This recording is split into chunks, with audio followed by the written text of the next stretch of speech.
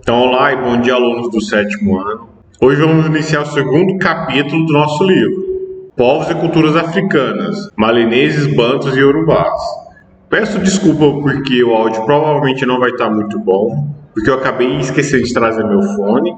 E se acaso esse conteúdo ficar muito extenso, eu vou dividir a aula em duas partes, como foi a explicação do capítulo anterior. Então vamos lá. Muita gente coloca a África como um país, mas a África ela não é um país. A África é um continente com mais de 30 milhões de quilômetros quadrados, dezenas de países, centenas de povos com culturas e línguas singulares. Por ser o berço da humanidade e o lugar da origem dos ancestrais de milhões de brasileiros, a África e sua história têm grande importância para nós. África, os aspectos físicos. Quando observamos o mapa da África, vemos ao norte um imenso mar de areia, que tem o nome de deserto do Saara. Nesse deserto viviam povos nômades, chamados berberes, que controlavam as importantes rotas comerciais do norte da África. Ao sul do Saara, o Sahel, uma faixa de terra que vai desde o Oceano Atlântico até o Mar Vermelho, no Sahel viviam povos negros chamados genericamente de sudaneses, como os Bambas, os Fulás, os Mandingas, os Alçás, entre outros. A extensa área habitada por eles era chamada de Sudão. Em árabe, Bilad Sudã, que significa terra dos negros. O Sudão Ocidental é cortado por dois importantes rios, o Senegal e o Níger. Esses rios permitiam que os povos do Sahel tivessem água para suas necessidades básicas e também para fertilizar a terra e cultivar cereais, legumes e verduras. Além disso, serviam como via de locomoção e transporte. Em canoas feitas com troncos de árvores, os povos do Sahel transportavam as mercadorias como sal, ouro, nós de cola, que chegavam em lombos de camelos, saídos dos portos do mar Mediterrâneo ou que para lá seguiam. Agora aqui vai ficar um pouco mais complicado, porque eu vou falar sobre alguns povos. E como são nomes diferentes dos quais vocês não estão habituados, provavelmente vai ser difícil gravar esses nomes. E a gente vai começar com os Mali. O Império do Mali. Foi justamente no Sudão Ocidental, entre os rios Senegal e Níger, nas terras habitadas pelos Mandingas, que se formou o Império Mali, um dos maiores e mais duradouros da história da África.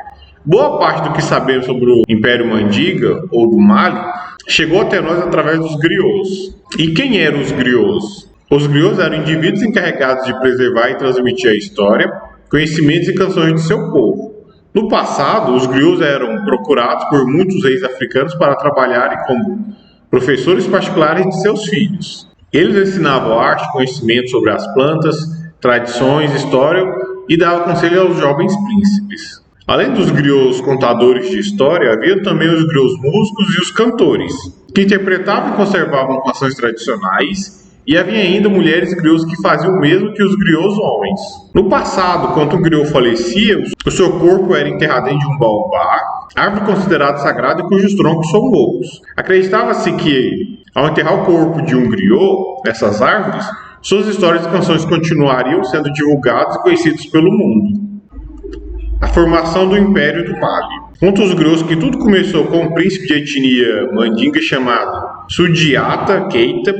Ele e seus guerreiros venceram os Sossos, seus opressores, na Batalha de Quirina, em 1235. E depois de vencer também outros povos vizinhos, fundaram o Império do Mali. No poder, Sundiata Keita converteu-se ao islamismo, religião criada por Maomé e cujo princípio fundamental é a crença em um único Deus. Segundo alguns historiadores, ele se converteu movido pela ideia de poder participar do comércio que, na época, era controlado pelos árabes islâmicos. No Mali, o imperador era a maior autoridade, mas ele ouvia seus auxiliares, o conselho, e sempre que precisava tomar uma decisão importante, ouvia também dois altos funcionários, o chefe das forças armadas e o senhor do tesouro, que era responsável pela guarda dos depósitos de ouro, marfim, cobre e pedras preciosas.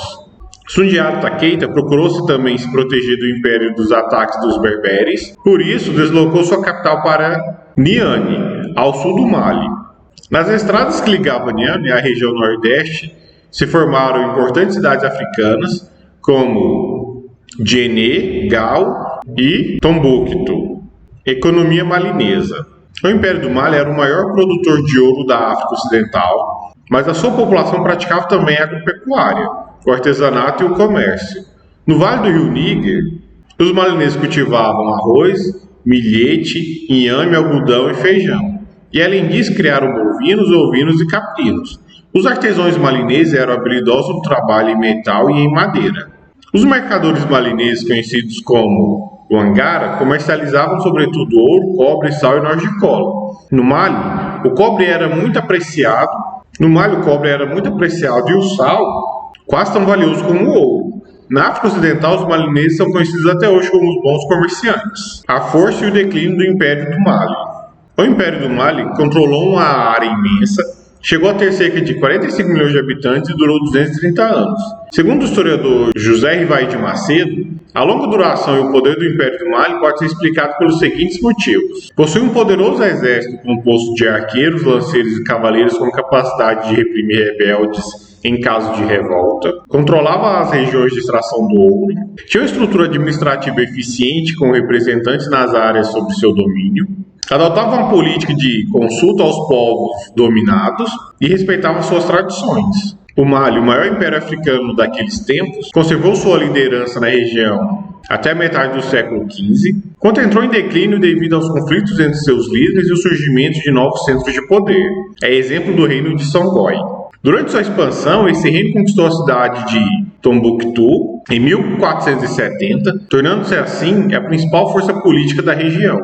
Então vou parar por aqui e continuo o conteúdo na nossa próxima aula.